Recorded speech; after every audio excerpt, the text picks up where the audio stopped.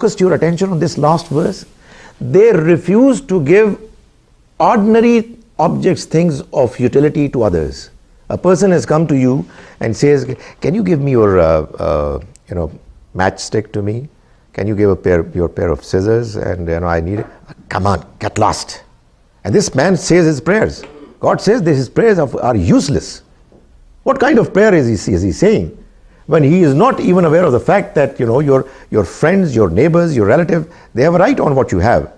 He needs something and you don't want to spare it. You're so miserly, you're so greedy. So what I'm saying is that sadly, the manner religion is being presented today is that many Muslims have been made to believe that on the day of judgment, in order for them to succeed, they will need rewards, they will need sawab, they will need points, grades. It's going to be a competition between good deeds and bad deeds. Very little do they realize that there are some bad deeds that destroy good deeds. If you are not being good to fellow humans, it may actually happen that the rewards that you are hoping for on the basis of certain deeds are not going to be there at all. The Prophet, may God's mercy be on him, is reported to have said, as I said earlier, that if you are fasting and telling lies and acting upon lies, God is not interested in you being hungry and thirsty. It's useless. You are pinning your hopes on a huge mountain of rewards on the basis of your fasting. And the Prophet, may God mercy be on him, is saying that that fast is going to be nullified. It's not going to be accepted. So, that's what the trouble is. That is why I am trying to emphasize on tazkiyah, which is the ultimate goal. When you will do your tazkiyah, the rewards would follow. But if you are going to focus your attention on rewards, tazkiyah is not going to be even your consideration. We have, I think, time for 2 to 3 more questions.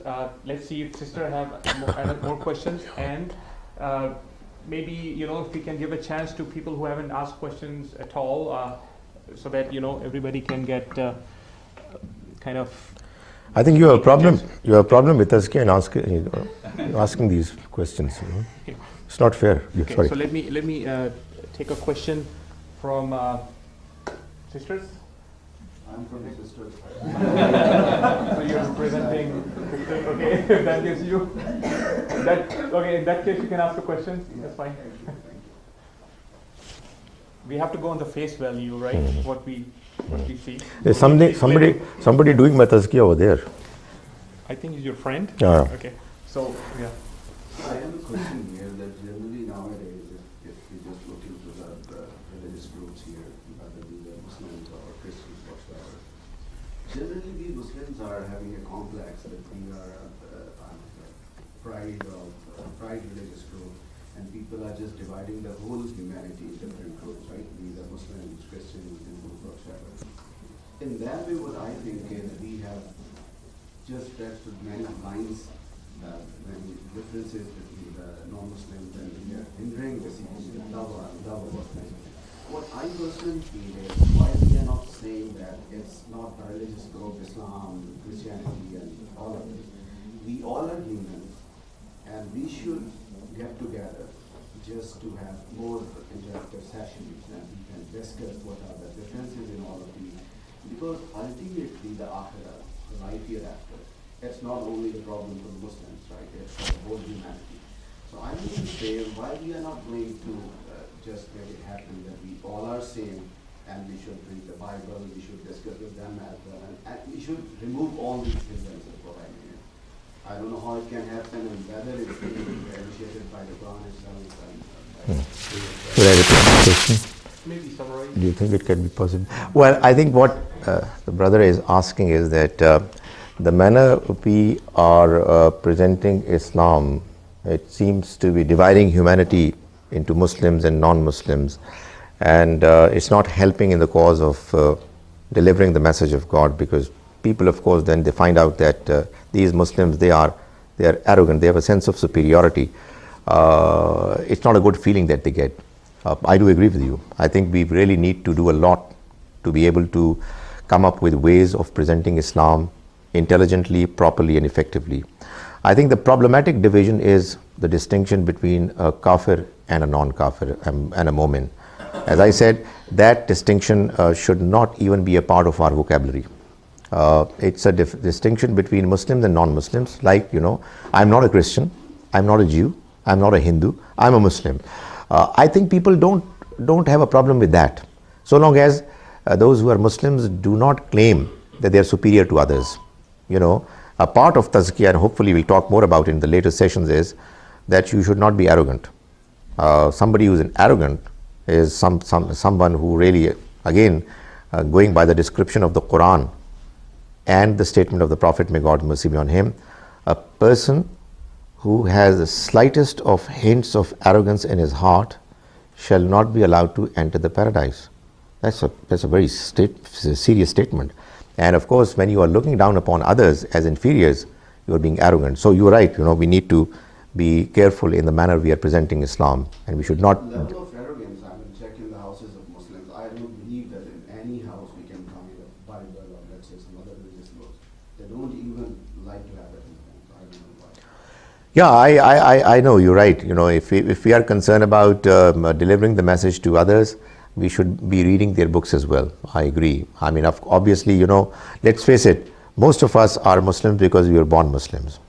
Most of us didn't care to actually investigate and find out what the truth was.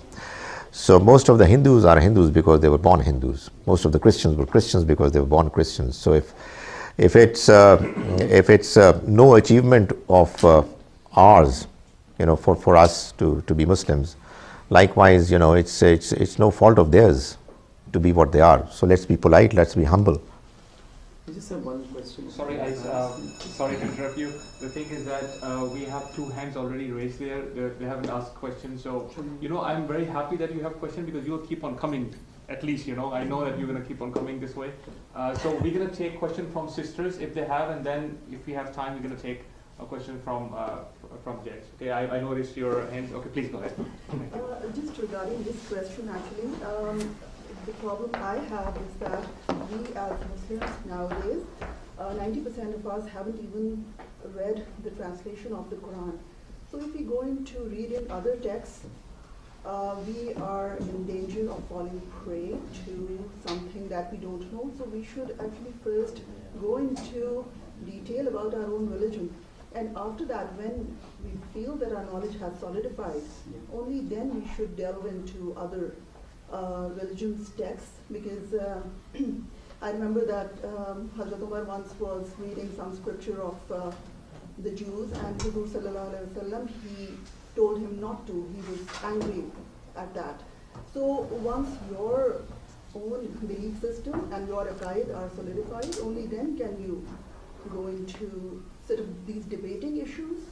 That is actually what we do when we look into other people's religions. Okay. There are 2 points that sister has raised. One is that, how can we even read anybody else's book when we have not read the Quran, its translation? And the other is that, confirming what she said, there is an incident reported that the Prophet, may God's mercy be on him, was upset about the fact that Umar Raziyallahu anhu was reading from the Bible. I do agree with the first point. Let's make it natural. If I am born a Muslim, I will read the Quran first. I will not read anything else. It's quite natural, because in my environment, that is what is known to be the truth. But let's face it, at times it can happen that a person is born Muslim, but his environment didn't give him any reasons to be inclined towards Islam. And he or she came across a Christian friend and he said that, why don't you read the Bible? We can't stop. Let it happen the natural way. I think we should be confident about the fact that, alhamdulillah, our message is clear and is convincing. And even if somebody reads something else, we would tell him to read the Quran first. I agree with you. But if at times when you stop people from doing certain things, there are some people who have a nature they would do what you were stopping them from doing, you know.